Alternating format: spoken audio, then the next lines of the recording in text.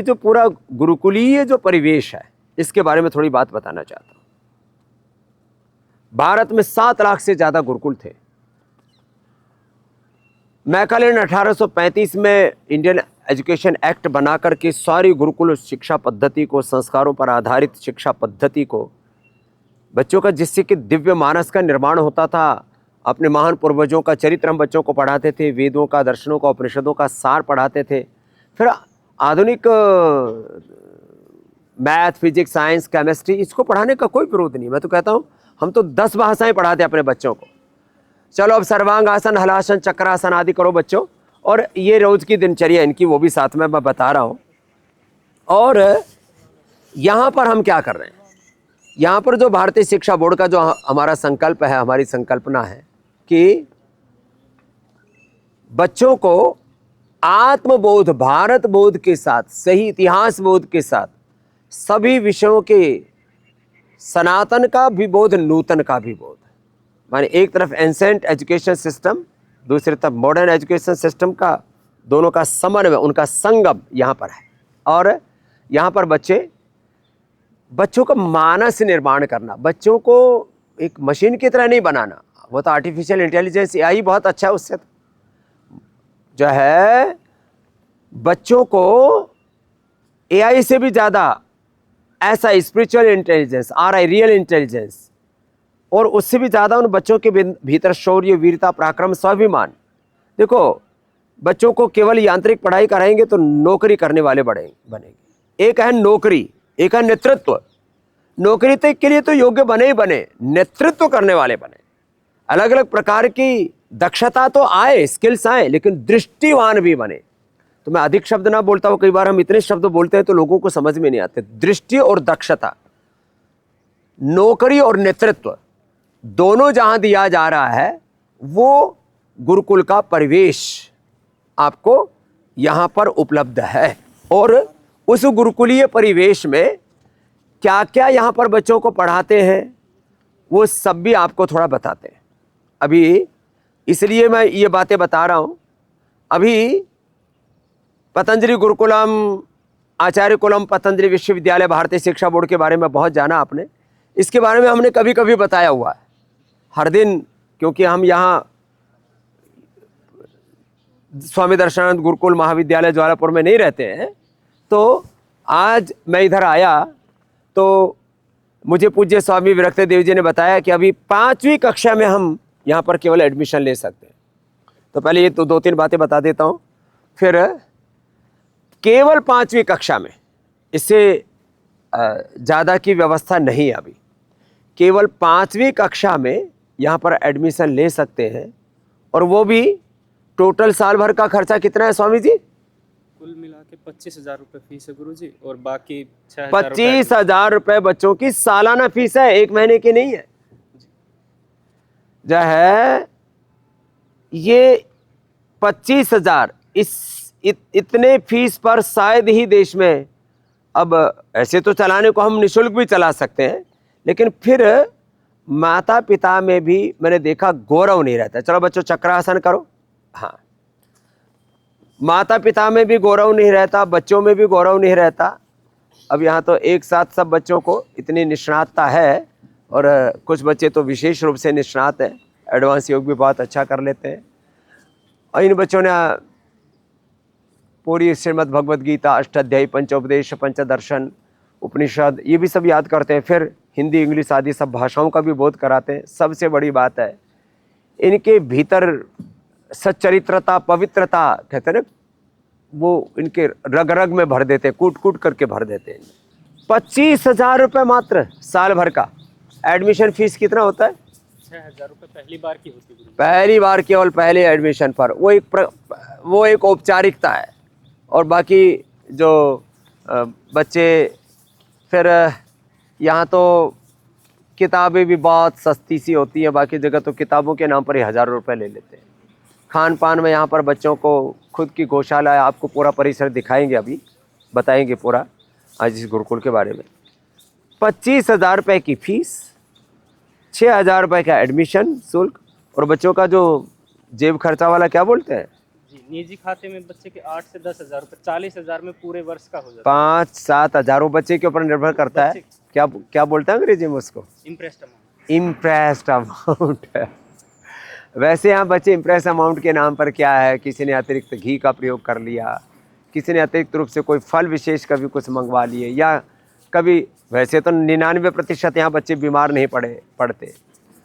तो impress amount में 5 से 10 हज़ार एक बार जमा कर दिए, वो आपके पैसे हैं। जब विद्यार्थी कभी भी जाता है तो उसको उसी को दे दिया जाता है। हम इम्प्रेस अमाउंट, तो वो आपका एक तरह से रिजर्व मनी है। तो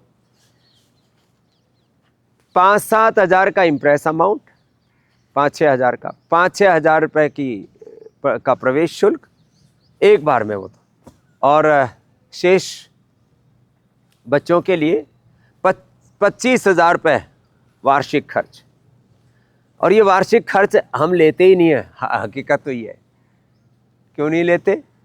25 हज़ार रुपये लिए और उसने अष्टाध्यायी याद कर दी, वापस दे दिए, तो लिया कहाँ? यहाँ फ्री की पढ़ाई है, लेकिन हम उसमें पुरुषार्थ को जगाना चाहते हैं, इसलिए फीस डायरेक्ट माफ नहीं करते। तो इनडायरेक्ट यहाँ सब फीस माफ है। एक साल में बच्चा एक शास्त्र याद कर सकता है, इतना बच्चों में बौद्धिक सामर्थ्य होता है। और यहाँ काफ़ी बच्चों ने पूरी भगवत गीता याद की है। यहाँ पर प्रकाश वीर शास्त्री जी पढ़ करके गए, हमारे बहुत अच्छी, अभी हम पिछले दिनों मिल रहे थे, हमारे पूज्य आचार्य सुधांशु जी महाराज, वो भी यहीं से पढ़ करके गए। और भी कितने बड़े बड़े विद्वान, कौन कौन पढ़ के गए यहाँ से? नरदेव शास्त्री जी बहुत बड़े विद्वान थे। आचार्य कपिल देव जी बहुत बड़े विद्वान हैं। क्या बात है, यहीं के स्नातक रहे। और आचार्य उदयवीर शास्त्री जी संसद में भी ऐसे दहाड़ते थे, नेहरू जी भी उनके सामने चुप हो जाया करते थे। नेहरू जी खुद आए, जवाहरलाल नेहरू जी यहाँ पर आए, और महात्मा गांधी जी आए, प्रधानमंत्री, अरे जो है अपने ये अपने चंद्रशेखर जी, डॉक्टर राजेंद्र प्रसाद जी, और अपने मोरारजी देसाई जी, और चौधरी चरण सिंह जी, और लाला लाजपत राय जी, वाजपेयी जी, पता नहीं कितने कितने, माने जो भी भारत के महान नेता है। लेकिन वो जो है गुरुकुल ने अपनी परंपरा, माने इतना बड़ा यश था, आज से 125 साल पहले हैं, इतने प्राचीन गौरव गुरुकुल में पढ़ने का। और वही परंपरा बीच में थोड़ा शिथिल हो गई थी किसी कारण से, ठीक है, लेकिन फिर उसको जागृत कर दिया। और हमारे सारे गुरुजन यहाँ पर बहुत पुरुषार्थ करते हैं, सभी गुरुजनों के लिए बहुत बहुत अभिनंदन। इसमें हमारे पूज्य सन्यासियों के साथ साथ जो भी गुरुजन हैं वो पूरी प्रामाणिकता से इनको पढ़ाते हैं। तो ये तो इनके विद्यालय भवन था, एकेडमिक बिल्डिंग थी, और इसके साथ योगाभ्यास, खेलकूद के लिए ये भी ग्राउंड है, खेलकूद के लिए अंदर भी है। यहाँ पर अंदर जो है ये अंदर का परिसर यहाँ आ गए। अब ये देखो, ये भी ये इनके छात्रावास है जो आप बाईं तरफ देख रहे हैं। तो ये इनका छात्रावास है। फिर इसमें कबड्डी से लेकर के, कुश्ती से लेकर के, बास्केटबॉल से लेकर के सारी फैसिलिटी। तो ये इधर दाएं बाएं तरफ सारी फैसिलिटीज है यहाँ। फिर इसमें बीच में से इसकी संभाल ही नहीं हुई, करीब 2 करोड़ रुपए तो इसके मेंटेनेंस में लग गया। इतना ज़्यादा विस्तार है। और उस समय 2-2 फीट की दीवारें, सब पुराने ज़माने के डाट के मकान है, डाट के सिंगल स्टोरी है, कुछ ही डबल स्टोरी वाली तो कुछ ही बिल्डिंग है। तो डाट के मकान है सारे के सारे। कि यहाँ 5वीं कक्षा का प्रवेश मात्र, ये तो चलो एक आलम्बन मिल गया कि इस गुरुकुल के बारे में बात करने का। तो ये सारा का सारा बहुत, इधर पूरा कार्यालय है, उधर छोटी यज्ञशाला है, अतिथिशाला है। तो उस समय ये दान से ही गुरुकुल चलता था। ये जो है ये भोजनालय पुराना, इसकी भी रिपेयर करवाई, सब टीन टप्पर इसके उखड़ गए थे, नए लगवाए। नीचे फ्लोर भी उखड़ गया था, उसको भी नया लगाया। यहाँ जो स्नातक परास्नातक होते थे वो बच्चे पढ़ते थे। इधर ये क्या है? हाँ, ये केंद्रीय कार्यालय था इसका, ये उसी समय का बना हुआ है सब। इधर आपको दिखाते हैं, ये डाट के मकान किसको कहते हैं? इसको कहते हैं। तो ये तो ऐसे कर दिए, बाकी ऐसे, हाँ ये वाले, हाँ, इसमें तो टीन डाल दी। हाँ गिर गई थी। अब 150-200 साल पुराना था। ये है डाट के मकान, इसको कहते हैं डाट के मकान। तो उसमें कई जगह तो लोहे की पट्टी भी लगा देते थे और फिर यूं करके ईंट लगाते थे, एक एक दूसरे में ईंट को ऐसे फंसा के, और फिर वहीं टिक जाती थी। चूने से बनाते थे। दीवारों की देखो ना, मेरे ख्याल 2-2 फीट की, ये जो इसका डायमीटर है ऐसे 2-2 फीट की ऐसे दीवार है। तो ये पुराने ज़माने का पूरा बना हुआ। इधर फिर अतिथिशाला है और बाकी सब है, इधर गौशाला है। तो सारी चीज़ें उसी समय, औषधालय भी है, गुरुकुल कांगड़ी फार्मेसी, गुरुकुल महाविद्यालय फार्मेसी उसी समय की है। ये 100 साल पुरानी। तो सैकड़ों सैकड़ों वर्ष पुराना ये जो पूरा तंत्र चल रहा है, इसके पीछे एक बहुत बड़ी दृष्टि थी। तो आपको मैंने थोड़ा कुछ, बहुत लोगों को पता नहीं अभी पूरी गुरुकुलीय परिवेश के बारे में। तो इस गुरुकुल की इस गौरवशाली गरिमा को पुनः प्रतिष्ठापित करने का, प्रणाम जी प्रणाम, लगे रहो लगे रहो। तो ये इधर ये फार्मेसी विभाग है। तो खैर अब यहाँ बच्चों को तो आयुर्वेद भी सिखाते हैं, खेती भी सिखाते हैं,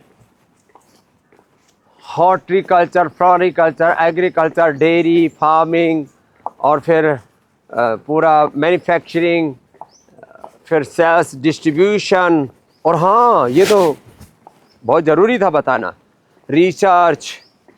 माने करीब करीब 100 प्रकार के जीवन के आयाम, अलग अलग जीवन की धाराएं, घटक, अलग अलग स्किल्स वो यहाँ पर सबको सिखाते हैं। उसके लिए एक बड़ी व्यवस्था है। अभी योग आयुर्वेद स्वदेशी की क्रांति के बाद सबसे बड़ा कुछ जो काम करना, वो शिक्षा की क्रांति का ही काम करना है। और ये 1835 में जो मैकाले पाप करके गया, सब गुरुकुलीय व्यवस्थाओं को ध्वस्त करके गया। तो गुरुकुल ही इस देश की शिक्षा का मूल अधिष्ठान है। शिक्षा का, संस्कारों का, मानस निर्माण का, चित्र निर्माण का, राष्ट्र निर्माण का। जो भी अपने बच्चों को विद्वान, धर्मात्मा, सच्चरित्र, पवित्र बनाना चाहते हैं, 5-7 बातें मैं हमें ऐसा कहता हूँ। उन्हीं बातों के साथ आज के अनुष्ठान को विराम देंगे कि आप चाहते हैं कि आपके बच्चे आपको घर से बाहर ना निकालें, तो घर से बच्चों को आप बाहर निकालिए। जो भी अपने बच्चों को 5वीं कक्षा में पढ़ाना चाहते हैं, शुल्क तो नाम मात्र का है 25,000 का। बच्चों में थोड़ी सी मेधा, दिमाग रूपी यंत्र थोड़ा सा ठीक होना चाहिए। शेष उनको इस तरह से पढ़ाते हैं, यहाँ पर इतना पुरुषार्थ करते हैं उनके साथ।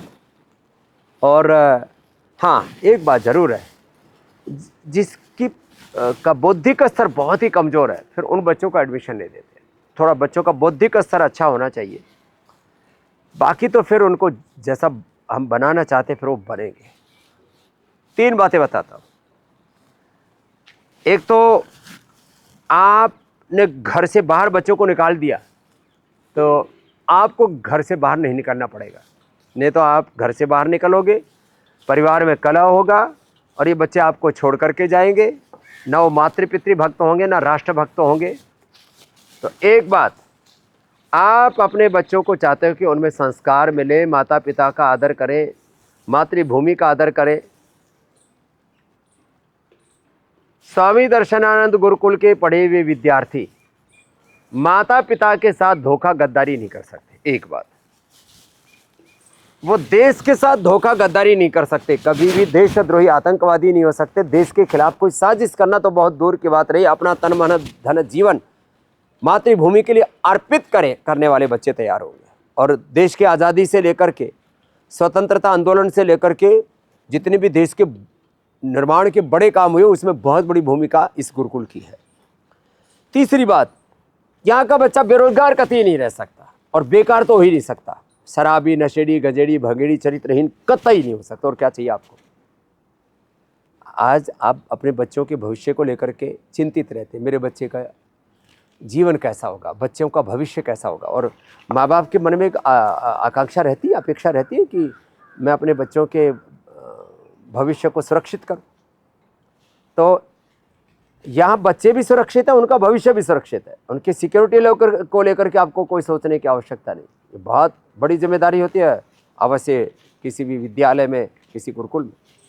और उनके फ्यूचर को लेकर के आपको किसी तरह से इनसिक्योर होने की आवश्यकता नहीं है, क्योंकि जो पूरी प्रक्रिया है यहाँ इस गुरुकुल में और गुरुकुल के बाद आगे की भी जो इनके ग्रेजुएशन, पोस्ट ग्रेजुएशन तक की पढ़ाई, और फिर पढ़ाई के बाद उनके पूरा कैरियर से लेकर के बच्चों के लिए, तो हमारे पास तो आज भारतीय शिक्षा बोर्ड से लेकर के पतंजलि के विभिन्न अभियानों, आंदोलनों से लेकर के, अनुष्ठानों से लेकर के, और आज तो पूरी दुनिया में हमारा तो लक्ष्य आगे दुनिया के 200 देशों में योग, आयुर्वेद और सनातन धर्म का झंडा गाड़ना। तो ये कल्चरल एम्बेसडर्स तैयार करना, और केवल हम संस्कृत नहीं पढ़ा रहे हैं ना, उसके साथ सारे आधुनिक विषयों का बोध भी इन बच्चों को करवा रहे हैं। तो ना तो आप बच्चों के एजुकेशन को लेकर के, ना उनके फ्यूचर को लेकर के, ना कोई करिकुलम को लेकर के किसी भी प्रकार की कोई भ्रांति रखने की आवश्यकता नहीं। स्मार्ट क्लास, जो भी बच्चों के लिए जो ज़रूरत है, माने प्राचीन ज्ञान, आधुनिक विज्ञान का सबका यहाँ पर समन्वय है। आप पतंजलि गुरुकुलम के बारे में सब जानते हैं। जो पतंजलि गुरुकुलम में है, जो आचार्य कुलम में है, वही यहाँ पर है।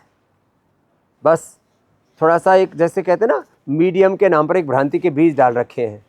ये इंग्लिश मीडियम है, ये हिंदी मीडियम है, ये संस्कृत मीडियम है। हमसे पूछते हैं हमारे गुरुकुल किस मीडियम के है? हमारे गुरुकुल में सर्व medium, all medium, all languages. एक भाषा क्या मतलब हुआ?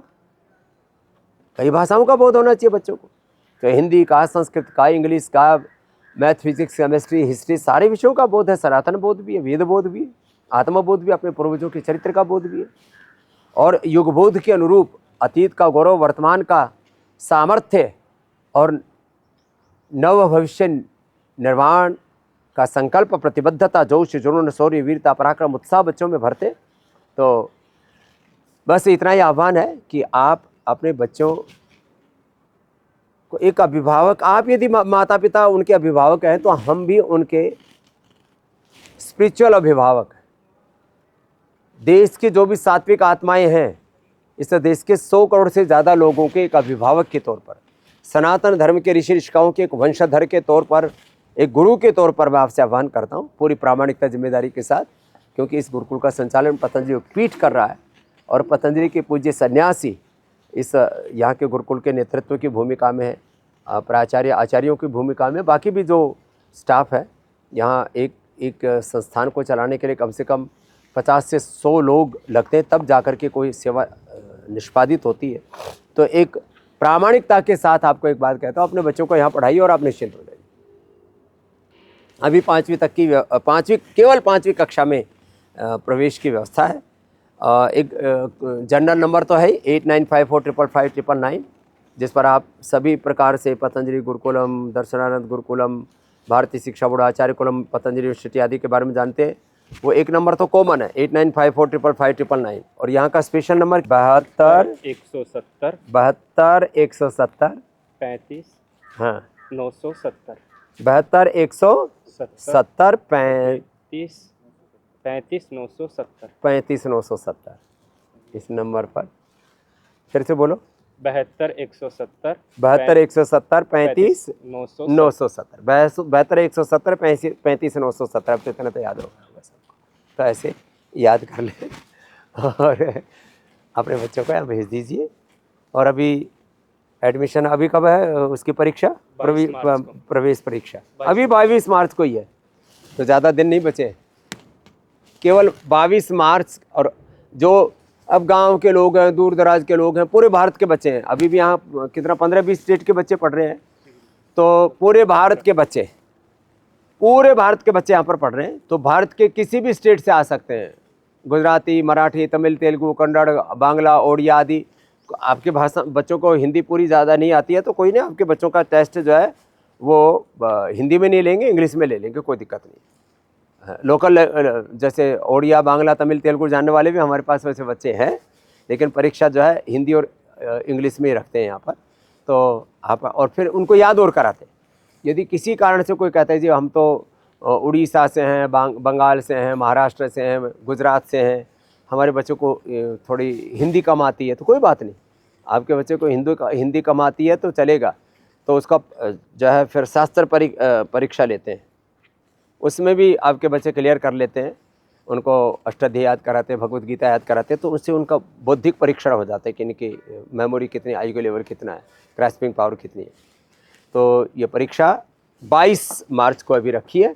तो 22 मार्च को जो फ़ोन आदि पर किसी कारण से भी कोई बात ना कर पाए, संपर्क न कर पाए, तो सीधा आप बैठे, रेलवे की सुविधा पूरे देश से हरिद्वार की, रेलवे से आ जाएं, यहाँ Jwalapur railway station, Haridwar railway station पास ही में, वहाँ से यहाँ सीधे आ जाएं, तो आप डायरेक्ट भी आ सकते हैं अपने बच्चों को लेकर के। और यदि आपका बच्चा सेलेक्ट हो गया तो फिर उसको यहीं छोड़ के चले जाइए, बाकी फिर आप फीस भरना, बाकी चीज़ें वो आप बाद में घर में जाकर करते रहे ना। यहाँ तो कुछ नहीं, खाली जो है वो वस्त्र आदि देते वो यहीं से दे देते, वस्त्र भी यहीं से मिल जाएंगे, किताब भी यहीं से मिल जाएंगी, आप और बच्चा आ जाएंगे, और साथ में अपना जो भी आपके पास में 15, 20, 25 हज़ार रुपये है लेकर के आ जाइए। बच्चा सेलेक्ट हो जाता तो जमा करा देने, तो अपने वापस ले जाइए, हरिद्वार भ्रमण हो जाएगा, कोई बात नहीं। तो 22 तारीख को आइए, और यहाँ 5वीं कक्षा में अभी केवल एक ही कक्षा में प्रवेश हो सकता है। तो इस बार पहले क्योंकि दूसरी कक्षाओं में विद्यार्थी थे, 3 सालों से चल रहा था, वो विद्यार्थी पूरे हो भी चुके हैं। तो बस इतना कह करके वापस आह्वान कर रहे हैं। इससे अच्छा गुरुकुल, इससे सस्ती और इससे अच्छी पढ़ाई, जब श्रेष्ठतम आपके पास विकल्प उपलब्ध हैं शिक्षा के, तो क्यों ना अपने बच्चों को इस स्वामी दर्शनानंद गुरुकुल में पढ़ाएं।